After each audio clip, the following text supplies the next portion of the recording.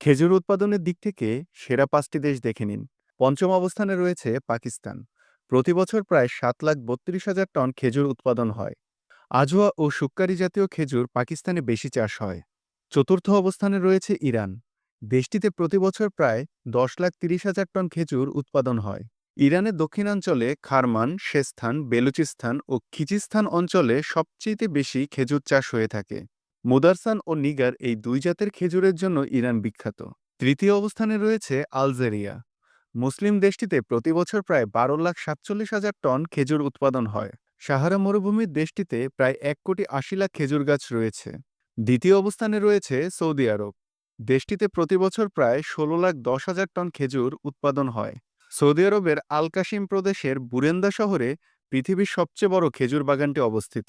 এখানে প্রায় ২ লাখ খেজুর গাছ রয়েছে। সবার প্রথমে রয়েছে মিশর।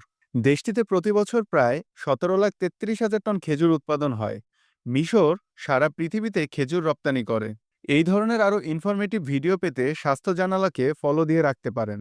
আর কমেন্টে আপনার পছন্দের খেজুরের নামটি লিখতে ভুলবেন না।